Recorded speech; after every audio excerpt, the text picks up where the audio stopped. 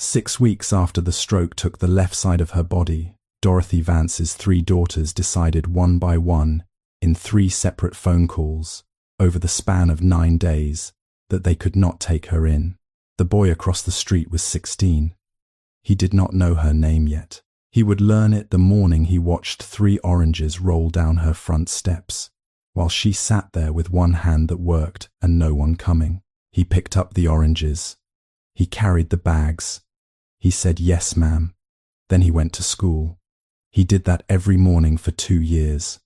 She did not know yet what she would leave him.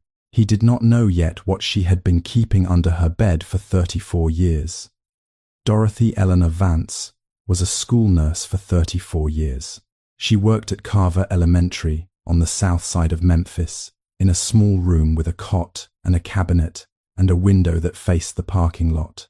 The room smelled like rubbing alcohol and peppermint candy. The peppermint was hers. She kept a bowl of it on her desk and a handful in the pocket of her white coat, and she gave them out to children who cried, which was most of them, and to children who did not cry, which was the ones she watched carefully. She called every child baby. The boys, the girls, the quiet ones, the loud ones. Baby, come, sit down. Baby, let me see that knee. Baby, when did you last eat? That was how you could tell which question was the real one. She asked the last one the most. She made $12 an hour for the first 12 years and $19 an hour for the last 5. She bought sandwiches for children whose names she learned by memorizing which cubby was empty at lunchtime. She did not tell anyone she was doing it. She did not put in for reimbursement. The school did not have a fund for that. She had a checking account and a budget, and she moved money from one line to another until it worked out. It always worked out. She called parents. She wrote notes. She held ice to the back of a 4th grader's neck for 40 minutes once, while the girl told her what was happening at home. And when the girl stopped talking, Dorothy wrote down everything on a piece of yellow paper and walked it to the principal's office herself. The girl did not go home that afternoon. The girl is 41 years old now and teaches 2nd grade in Nashville and has never stopped writing Dorothy a Christmas card. Dorothy kept those cards. She kept all of them. She retired at 67. The school was supposed to throw her a party. The party got cancelled because the district pulled the budget the week before. Nobody told her until the Friday. The principal apologized. Dorothy said it was fine. She said it like she meant it, which she mostly did, and she spent her last afternoon alone in the nurse's office, packing 34 years of things into 2 cardboard boxes. The boxes held what you would expect: a framed certificate, a coffee mug a child had painted for her in 1998, 3 binders of emergency protocols, a spare cardigan she kept on a hook for cold days, the bowl of peppermints empty now, the last handful given away that morning. She carried the boxes to her car one at a time because her shoulder had been bothering her. She put them in the trunk. She drove home to the house on Bellevue Street, the small brick house. She did not open the boxes. She set them down in the hallway and walked past them to the bedroom. Under the bed was a safe. It was old. Her father had bought it in 1972, and she had inherited it when he died, and it had lived under that bed for most of her adult life. She had a key on a ring in her dresser drawer. She got the key. She opened the safe. She put something inside. She locked it. She did not open it again for 4 years. The boxes stayed in the hallway for 2 days. On the 3rd day, she carried them to the spare room and stacked them in the closet and closed the door. That was the end of 34 years. Nobody called to check on her that week. Her 3 daughters did not know she had retired. She had not told them. She figured they were busy. She figured she would mention it next time they called. Dorothy had 3 daughters. They all left in their own way at their own speed for their own reasons. None of them left badly. That is what made it worse later. Denise was the oldest. She left first. Denise left Memphis at 22 for a job in Nashville. She had a degree in accounting and a fiancé with a plan and the kind of drive that does not look back because looking back slows you down. She married the fiancé. She divorced him 9 years later. She married someone else, a man named Richard who managed a car dealership, and she built a life in a subdivision outside Nashville with a lawn her husband cut on Saturdays and a daughter who went to private school. Denise called her mother every Sunday, 15 minutes, sometimes 20. She asked about the weather. She asked if Dorothy was eating. She said, "I'll try to come visit soon." She said it every Sunday for 19 years. She never came. She always meant to. Denise was not a bad daughter. She loved her mother. She just loved her from Nashville, which is 210 miles from Memphis. And 210 miles is the kind of distance that turns love into something abstract. Abstract love is easy to postpone. You can postpone it forever and still feel on Sunday afternoons that you are a person who loves your mother. Brenda was the middle one. She left Memphis at 20 for Atlanta. Brenda sold real estate. She was good at it. She wore good shoes and carried a leather planner and drove a car that cost more than her mother's house. She sent Dorothy $200 on the first of every month through Zelle. She had been doing it for 12 years. She never called when she sent the money. The money was the call. That was what money was for in Brenda's head. Money was how you said, "I love you," without having to listen to what the other person said back. Dorothy would text, "Thank you, baby," and Brenda would send a thumbs up, and that was the conversation. Brenda had never asked her mother what she needed. Brenda sent what Brenda wanted to send. $200 a month was generous by Brenda's math, and it was, and it meant nothing, in the only currency that mattered, which was presence, and Brenda did not know that currency existed.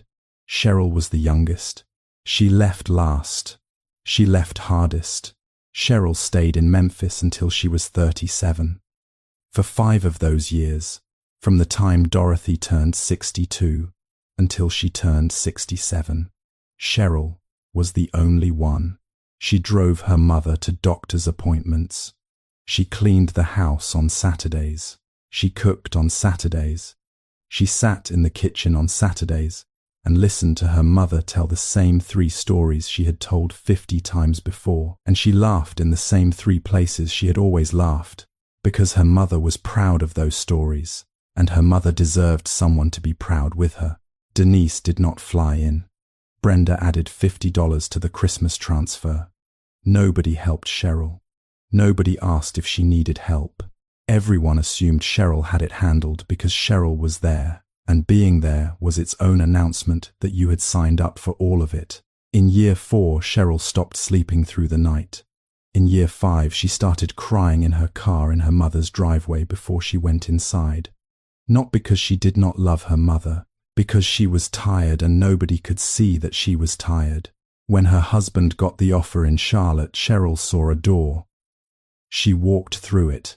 The last Saturday, before she left Memphis, Cheryl sat in her mother's kitchen and watched her mother make tea. She did not tell her she was leaving. She told her the following Wednesday by phone from Charlotte. She could not say it while looking at her mother's face. 3 daughters, 3 different ways of leaving. Denise left because the miles made it easy. Brenda left because money was the language she knew. Cheryl left because she had been carrying it alone for 5 years, and her shoulders had given out. Nobody had ever taught any of them how to share a mother. Nobody had ever sat them down and said, "This is a job for 3, not 1, and the one of you nearest by does not automatically get assigned." So the 3 of them did what people do when nobody teaches them. They defaulted. They drifted. They sent what they could send from where they were. And Dorothy, in her small brick house on Bellevue Street, kept making tea on Saturdays, even after there was nobody coming to drink it. It happened on a Tuesday, 7:20 in the morning. Dorothy was watering the begonias on the porch the way she had watered them every morning for 41 years when her left hand let go of the watering can. She did not drop it on purpose. She just stopped holding it. The can hit the porch, and the water ran across the boards and down the steps and pooled on the walkway, and Dorothy stood there for a moment, trying to understand why her hand had done that. Then her left leg stopped listening too. She did not fall. She sat down. She lowered herself onto the top step, the way you lower yourself into a chair you do not trust. Slow and careful, one hand on the railing and the other flat on the wood beside her. She sat there with her left side feeling like it belonged to somebody else, and she watched the water run down to the sidewalk. Her neighbor across the street, a woman named Patricia, who had lived there 19 years and waved at Dorothy every morning, without ever once knocking on her door, came out to get her newspaper and saw Dorothy sitting on the steps at 7:20 in the morning, with the watering can on its side and her left arm in her lap. Patricia walked across the street. Patricia called 911. The hospital kept her 4 days.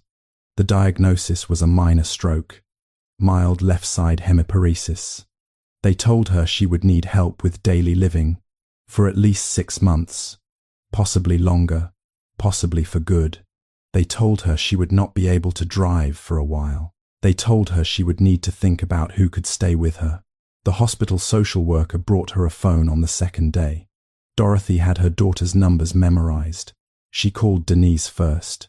Denise answered on the 4th ring. The hospital noise must have come through the line because Denise said, "Mama, where are you? Are you okay?" And Dorothy explained, slow and even, what had happened. There was a pause. Dorothy could hear a television in the background. Then Denise said, "Mama, I wish I could, but Richard just started a new job and we don't have the space right now. Maybe in a few months once things settle. I'm going to look at it, I promise." The pause before the answer had been about 3 seconds long. The answer itself sounded like something Denise had been turning over in her head for a long time, like she had been preparing for this call for years, and now that it had come, all she had to do was read what she had already written. Dorothy said, "Okay, baby." She called Brenda next.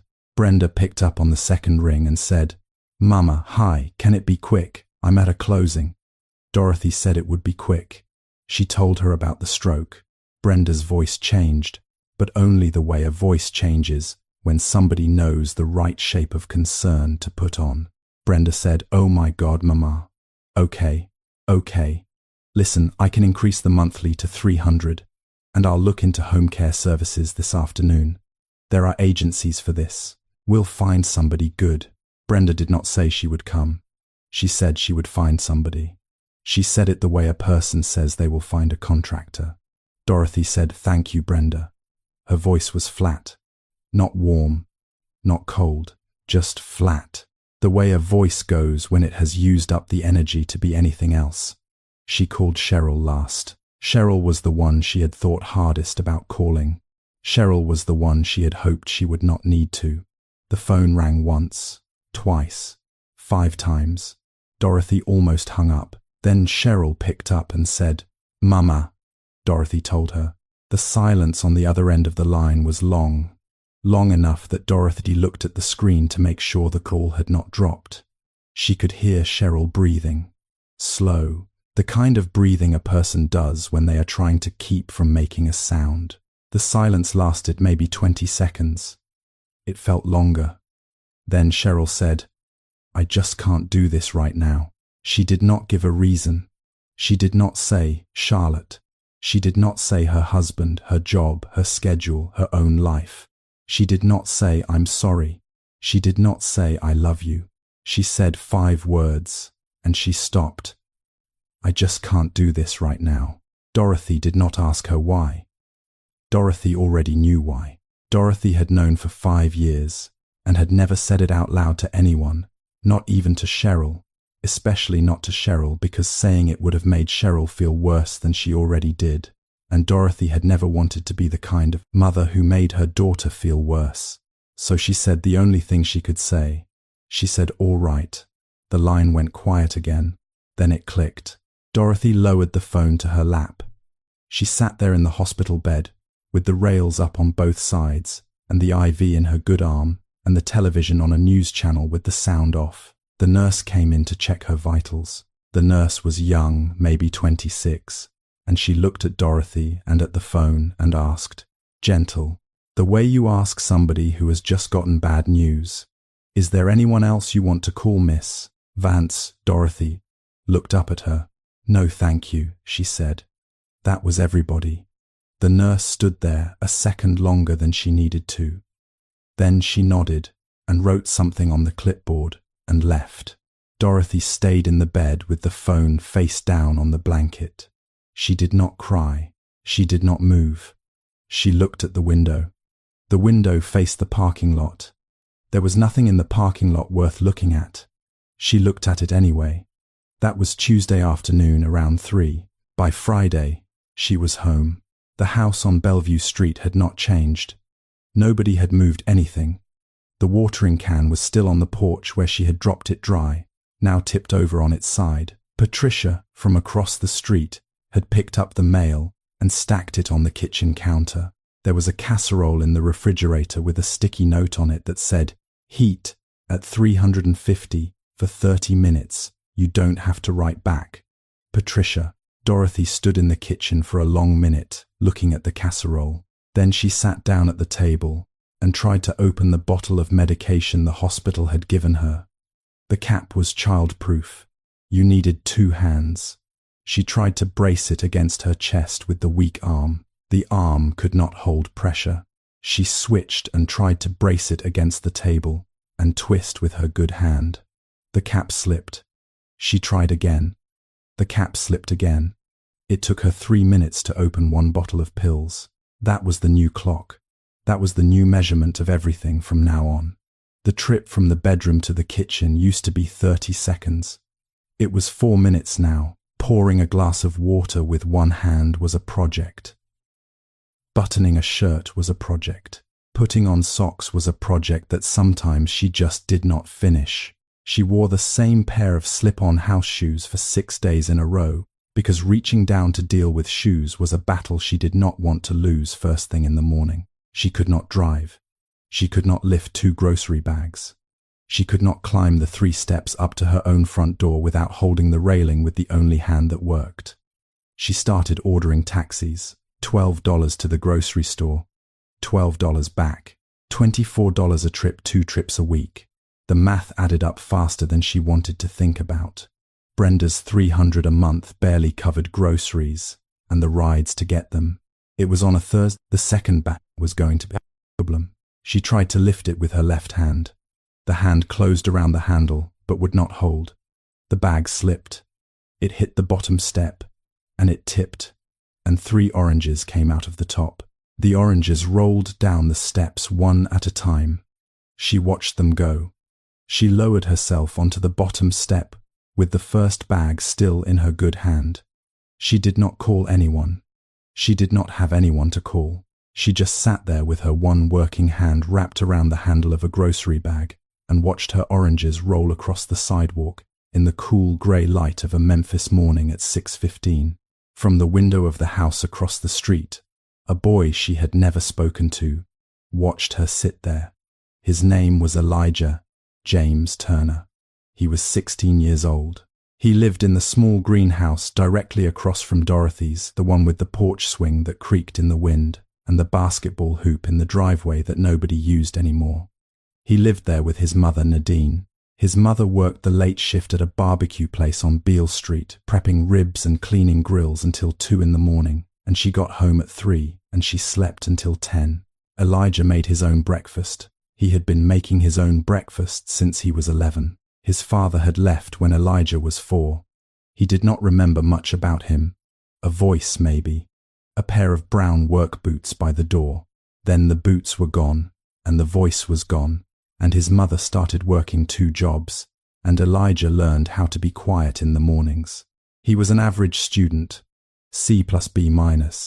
He did not play any sports. He did not have a group. Teachers did not write his name on the board for being good or bad. He sat in the 3rd row by the window in most of his classes, and he turned in his work on time, and he did not raise his hand much. The school counselor would not have been able to pick him out of a yearbook. He had one thing, though. He had one thing that 16-year-old boys are not famous for having. He noticed people. He picked up trash on the way to school, not because anyone asked him to, and not because he was trying to be a good person, but because he saw the trash there and his hands were free. He held doors for the kids behind him without looking back to see who they were. When the cafeteria lady forgot to put a fork on his tray, he did not say anything, because he could see she was tired, and he ate his macaroni with a spoon. He did not tell anyone he had done that. He just did it. That was Elijah. He watched Dorothy sit on her steps for maybe 45 seconds. The orange that had rolled the farthest had stopped against the front tire of his mother's parked car. He looked at the orange. He looked at the woman. He set down his backpack on the front porch. He walked across the street. He picked up the orange by his mother's tire, then the one in the grass, then the one on the sidewalk. He carried them in the crook of his arm up to the bottom step where Dorothy was sitting. He did not say anything yet. He bent down and picked up the second grocery bag that had tipped over, and he gathered the loose things back into it. A box of crackers, a can of green beans, a pack of chicken thighs in plastic. He put the oranges back in last. Then he carried both bags up the 3 steps and set them down by the front door. Dorothy was still sitting on the bottom step. She turned her head to look up at him. "Thank you, baby," she said. "Yes, ma'am," Elijah said. He walked back down the steps and across the street. He picked up his backpack from his porch. He went to school. He thought about her all day in third period algebra. The next morning, he was outside at 6:10. He sat on his front porch with his backpack between his feet, and he waited.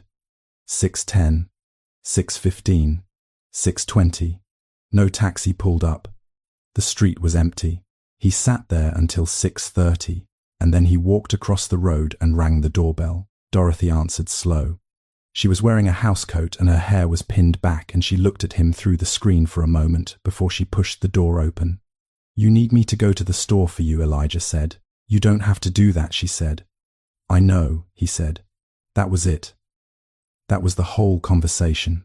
She gave him a list, written in shaky block letters on the back of a grocery receipt, and $40 in cash, and he walked the 8 blocks to the Kroger on Lamar, and he came back 40 minutes later with 2 bags and the change. He set the bags inside the door. He gave her the change.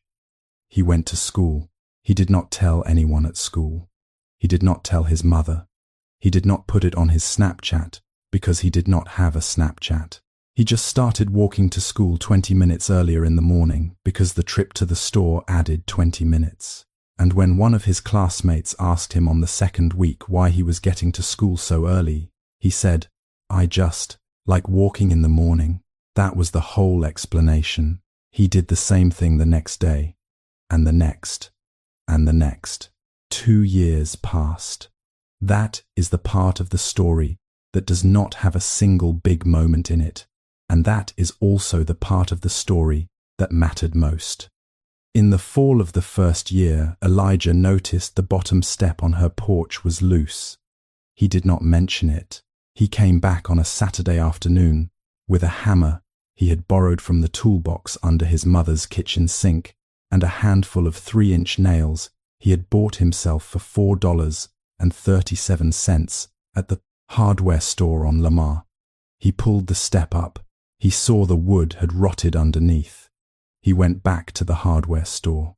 He came back with a piece of pine cut to length. He fixed it.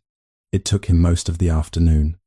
Dorothy made him a peanut butter sandwich and watched from the kitchen window. When he was done, she came outside and stood on the step and pressed down with her good foot, and the wood did not move. She said, "That step has been loose since Bush was in office." Elijah said, "Which one?" She laughed. It was a small laugh. It was the second one. She had laughed since the stroke. That was when she started making the tea. Earl Grey. She had a tin of it in the cabinet she had not opened in years. She started boiling water on Saturday afternoons around 3 o'clock, because that was when Elijah usually came by, after his shift bagging groceries at the Kroger on Lamar, and she would set out 2 cups, and he would knock once and let himself in, and they would sit at the kitchen table and drink tea that he did not particularly like, but that he never said he did not like. Winter came. The first snow that year was light, just enough to dust the sidewalks, and Elijah cleared her walkway with a shovel before he cleared his own. The second snow was heavier. He came over at 5:30 in the morning with the shovel and the salt, and he did her steps and her walkway and her driveway before he touched his mother's. Nadine watched him from the kitchen window the second morning and did not say anything. She had been wondering about the early mornings for a year by then, and she had decided some time ago that whatever her son was doing across the street, it was something she did not need to interrupt. Spring came! Dorothy taught him how to make red beans and rice. She walked him through it on a Saturday afternoon, sitting at the kitchen table, with her good hand wrapped around her tea, calling out the next step every few minutes, while he stood at the stove. She told him to use the andouille, not the cheap stuff. She told him about the Holy Trinity onion and bell pepper and celery, and how you cook them slow until they go soft and sweet. She told him you put the bay leaves in early and you take them out before you serve. Elijah followed every instruction, and the rice came out fine, and the beans came out so salty, his eyes watered when he tasted them. He had used a tablespoon of salt where the recipe called for a teaspoon. Dorothy laughed. Out loud, from the chest, the kind of laugh that has been waiting somewhere in a person for a long time. It was the first time she had really laughed since the stroke. She said, "Baby, you tried to season the whole block." He started laughing too. They ate the rice with no beans. They threw the beans away. He made it again the next Saturday and got it right.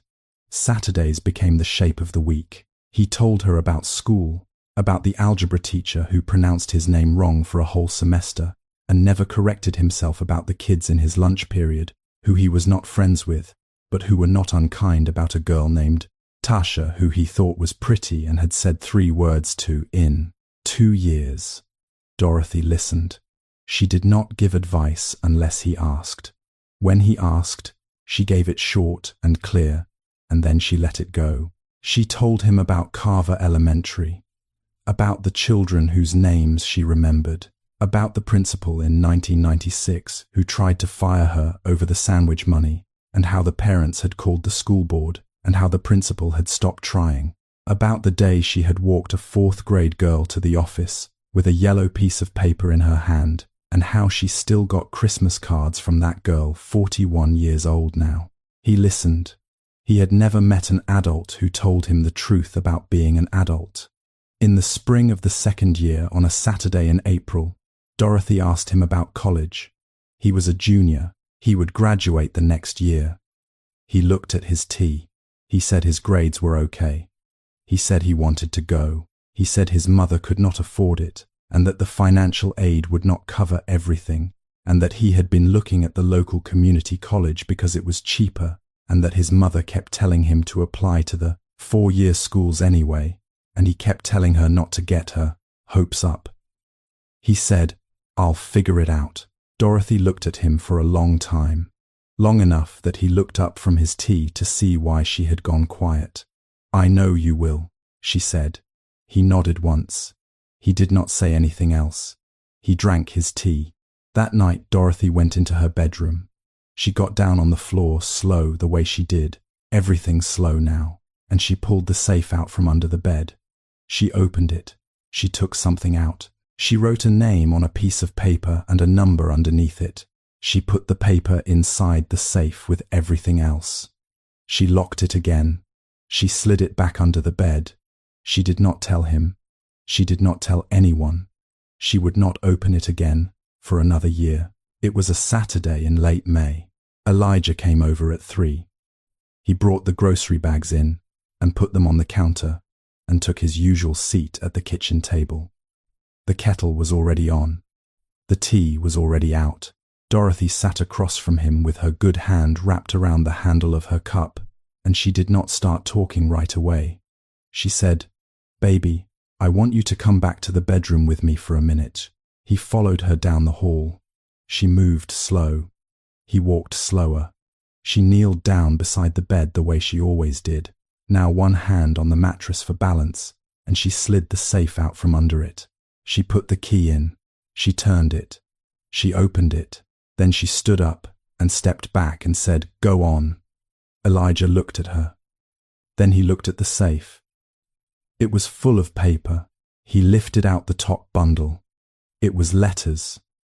Hundreds of them, tied in groups with rubber bands stacked on top of each other in no particular order. Some on yellow-lined paper, some on cards, some on folded notebook pages with spiral-ripped edges. He picked up one at random. A woman's handwriting. It said, "Nurse Vance, I was in 4th grade when you walked me to the office with the yellow paper. I am 41 now. I am a teacher. I have been writing you every Christmas for 32 years. I don't think I ever said thank you out loud. Thank you." He picked up another. A man this time. It said, "You were the only adult at that school who ever asked me if I was okay." Another. "I became a teacher because of you." Another. "You bought me lunch for 2 years and never said a word about it to anybody. I think you were the first person who ever showed me what grown-up love looked like." Elijah read 5 of them.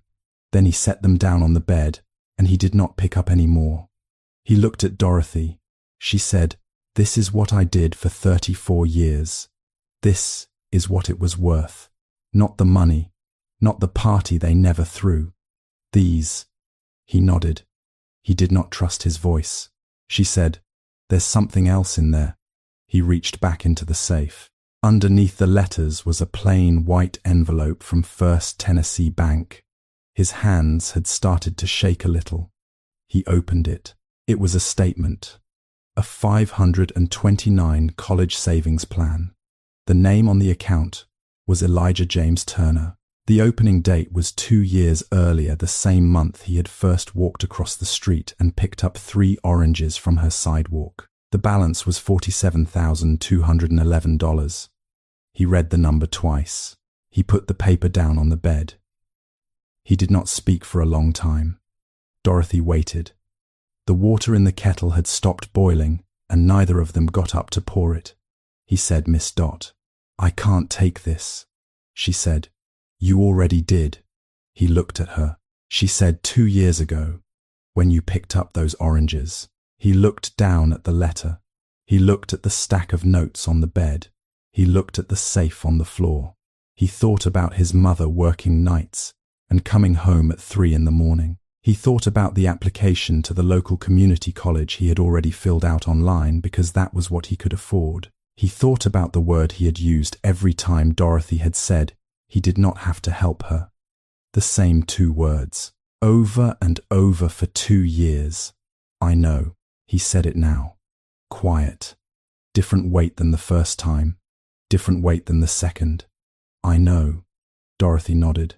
That was all. He sat down on the edge of the bed because his legs would not hold him standing. She stayed where she was by the dresser, one hand on top of it for balance.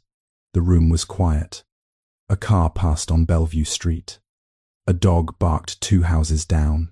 He did not cry the way people cry in movies. He cried the way a 16-year-old boy cries when nobody has ever really seen him before, and now somebody has, and she has put a number on it, and the number is his whole future. He put his hands over his face, and his shoulders shook once, and then he stopped.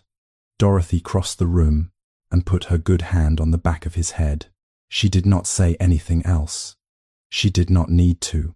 The letters were on the bed between them, hundreds of strangers who had written to her across 34 years to tell her she had mattered, and the boy across the street was the one she had chosen to hand them to because he was the one who had shown up. If this story made you think about someone who shows up for others without being asked, send it to them. They probably don't hear it enough. Not because the world is unkind, because the people who just show up are the hardest people to remember to thank because they never ask to be. And if this story made you think about someone you have not called in a while, don't text them. Call them. There is a difference. A text is something you send when you want to feel like you did something. A call is something you do when you want the other person to feel like they matter. Your mother knows the difference. Your grandmother knows the difference. The person on the other end of that phone has known the difference the whole time. Now here is the question this story leaves on the table, and I already know it is going to split the room. Dorothy left everything to a neighbor's teenage son. A college fund. Her house. Every single thing she had left. and she left nothing to her 3 daughters. But one of those daughters spent 5 years taking care of her before she broke. 5 years alone, while the other 2 stayed gone. So here is what I want you to sit with. Was Dorothy right to leave Cheryl out with the other 2? Or should she have treated Cheryl differently because Cheryl had already given more than anyone had a right to ask of her? Is it fair to punish the one who stayed the longest just because she could not stay forever? Or is fair a word that only applies to people who showed up at all? Leave your answer below. I want to read them. This is not a simple one. Subscribe. See you in the next one.